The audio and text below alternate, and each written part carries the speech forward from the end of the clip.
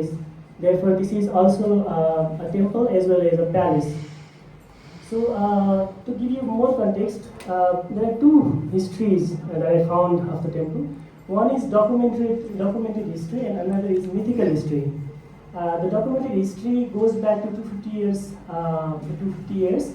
I found a wooden carving dating back to 1715 AD, a bell with a date of 1766 AD, a land deed from then King Surendra Bikram Saha, 1848 AD.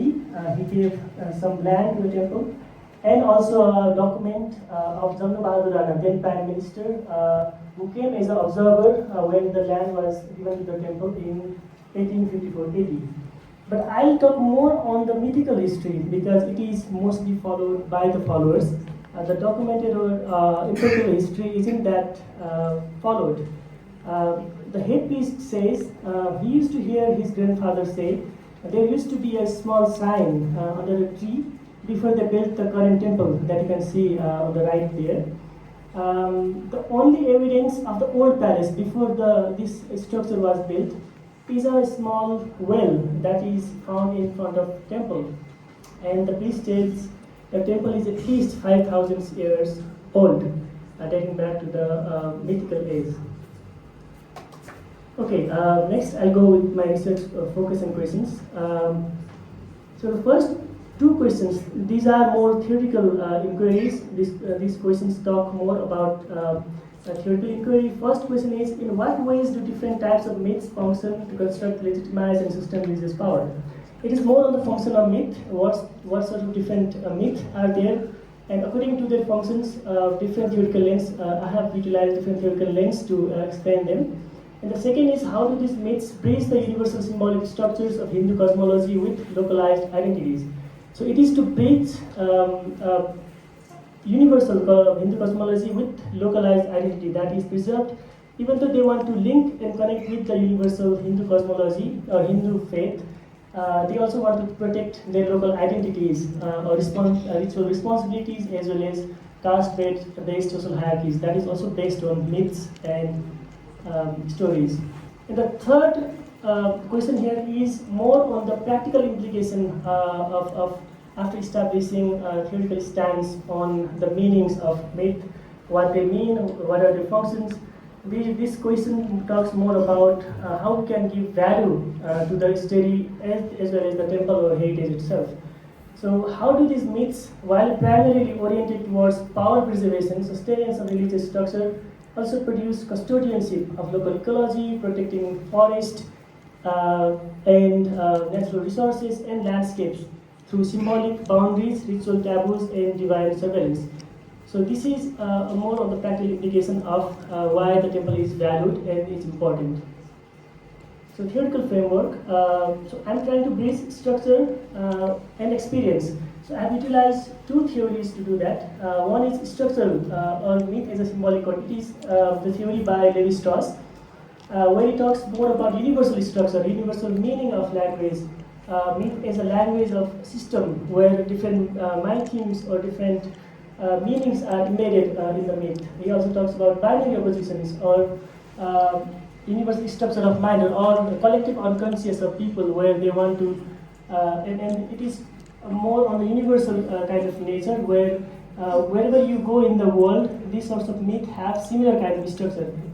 And interpretive method, that is more on localized identities. Clifford Geertz says that culture should be studied as a text with thick descriptions, and they are rather than studying them as structures that are universal, because cultures are very contextual. We have to utilize reflexive as well as relative ideas for that. And another is Victor Donner. I have utilized his theory of interpretive theory, where he talks about rituals as social drama. First, there are myths, and myths are practiced or performed as rituals, which are social dramas. They have symbolic and different multivocal meanings in them. And the third is the theory of power. I have utilized three scholars for this. The first is Foucault. where he talks about how the body projects power. The body is a space of power that is linked with the whole system. And the body here is the temple itself, as well as people who work in the temple. And he also talks about ritual is technique of power and bodily control. And Malinowski, he's more on the myth is a social charter.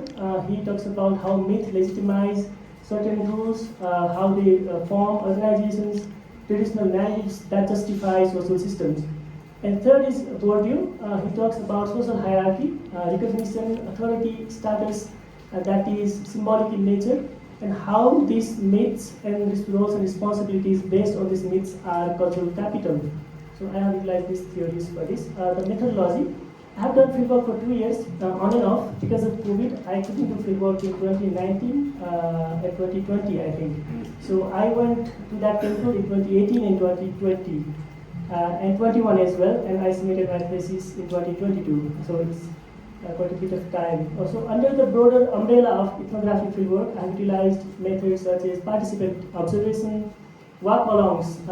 This was basically used in ritual processions while they are doing some rituals or processions. I go with the participants, talk with them, see what they are doing, and key informant interviews, of course, and archival and oral history analysis. So this is more of the documented history or oral histories that the people have kept.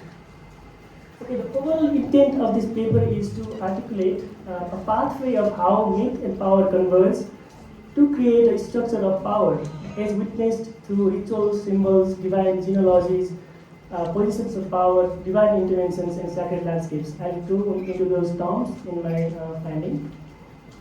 The key findings: the first, myths. What different sorts of myths are found in the temple? So here are the myths, typologies, and their functions. First is the origin myth. This is the origin myth that links local stories to the Vedic Hindu text. Here they are linking their story to the Mahabharata war of Kurukshetra.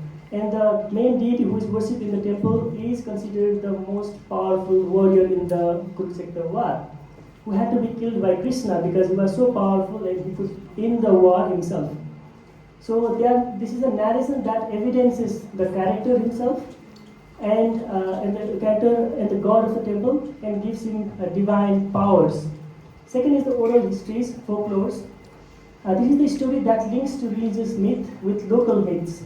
This is a narration of how the temple was established, and this is the story after the origin myth, how the god or the king came to the temple, how he was restored the role of king, and different ideas along with that. And third is the ancestral myths. These are the myths that link local myth with narration of the families closer to the temple. So not all families or all community people are treated equal in the temple. There are certain families who have more roles, more status, and more power. And these narrations are the bestowal of responsibilities and roles in the temple. And these are the roles that are given to them by the god himself. So these powers are very exclusive. And the contemporary myths. These are the myths that are emerging now. These are filled with supernatural elements, and they are divine interventions and different stories that are circulating now. And the second finding is, what are the functions of these myths? So the origin and oral histories are functioning as they are used for ritual processions. The myths are performed to legitimize, to give, to rememorize the ancient histories, the past of the landscape. They are enacted through sacred actions. So based on these myths, different rituals are performed in the temple. And the rituals follow the same pattern of the myth. For example, if in the myth the characters have gone somewhere, they have taken bath in some pond, they have walked through certain routes, so the priests will do the same. They will go to that pond, they will wash the clothes for the god, they will stay at some cave, and they will walk through those routes to reimagine or go back to those times. And ancestral myths. These are more on giving the divine genealogies or divine status to certain families. They grant ritual roles and protect caste hierarchy. So there are basically 4 Hindu castes as well as Muggars as indigenous people working in the temple, and these roles are given to them by the god himself. So these are the roles that maintain caste hierarchy.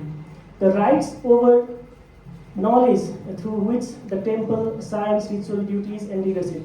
The knowledge is also assigned to certain people in certain families, and they can be passed down to other families or other genealogies. That is very that is very inclusive within just in the families. And these roles are given to certain caste groups. It is given to Brahmin priests. It is given to Dalits. It is given to Kshatriyas as well. And it dictates who belongs, who leads, and who obeys in the temple context. And the contemporary myths are more on the reinforced order. It's to resist outside power. For example, there are certain myths when the local king wants to abolish the role of the Dalits in the temple because he has some personal grudge with them. But when other people come and try to perform rituals in the temple, the god intervenes. They can't enter the temple, they shiver, they faint, they get scared and they run away. These sorts of stories are there. So God protects his rules and responsibilities given to the people. And there are stories of divine miracles where someone is saved from some kind of sickness. Some might get children after getting the boon from the god. As well as there are punishments given by the god himself. If someone breaks the rule in the temple, for example, a priest drank in the temple, so he was punished. And he was also warned that if he does that again, he might be killed. So these are the sorts of stories are also passed down. And this helps to keep the faith intact, as well as sustain the continuity of the temple. And the last is the myth as an ecological custodian. So we have established the roles, the power relations, the importance in people's mind, and the importance of the temple itself. But what is the use of that? When we study some phenomenon, we need to also see the value of that. So myth as an ecological custodian. So what they do is after these roles and responsibilities are given, along with that, a kind of responsibility, a sense of belonging, a sense of place also emerges in the people. So they protect their land, even though it is not a conscious protection based on ecology or environmental protection, but they protect the land nevertheless, because these lands are sacred landscapes where their histories were made, where their ancestors dwelled at some point in time. And this is the root of their identity as well, so they have to protect this land. So myth attaches sacred meaning to forest, hills, springs. These are not just ecological zones, they are divine domains. Protection is symbolic but effective. They use fear and reverence to preserve them, and the place becomes ritual landscape. So here is my conclusion. So what do myths do? So myths in the temple are not passive pillars but symbolic infrastructures that embed universal Hindu cosmology into local lived reality, sustain ritual hierarchies and sacred authority, enact power through rituals, genealogies, and moral surveillance. Ultimately, these mythic systems inadvertently protect ecological spaces, forests, springs, sacred land through reverence, taboo, and fear of divine retribution. The sacred landscape becomes a living archive where memory, meaning, power, and ecological merge. So, a future direction, one difficult direction of these sorts of studies. So, there are some challenges as well. Not everything is good. So, changing dynamics, migration, generational shifts, private ancestral knowledge, as I have said already, that knowledge cannot be passed down to other people of other gotras or other lineages. These are weakening the ritual continuities. And with fewer second generation learning and embodying temple duties, mythic structures and ecological protections are losing ground. And also the tension are emerging between global environmentalism, that is science-driven, that is extractive and top-down. Also animal rights, and there is a conflict between subaltern indigenous environmentalism, that is ritual-based, symbolic and relational. So it is also giving challenge to these ritual continuities, heritage continuities. And sacred landscapes are caught between protected heritage versus underutilized land.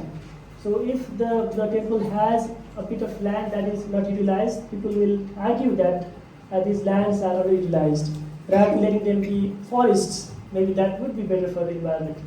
So there is a critical question. Okay, this is the last one. Can heritage and rituals survive modernity without becoming museum pieces? Can they evolve to protect both people and place? That is the critical question. And here's a statement that I'll leave you with. Those on the margins shouldn't be burdened with the climate crisis they did not create. Long before scientific knowledge reached them, they were already living in reciprocity with nature, protecting, sustaining, and adapting in ways rooted in ancestral wisdom. They do not need to be educated into solutions that disregard their values or disrupt their ways of life. What they need is recognition, not intervention, solidarity, not imposition, and support that honors their knowledge systems rather than replaces them. Thank you.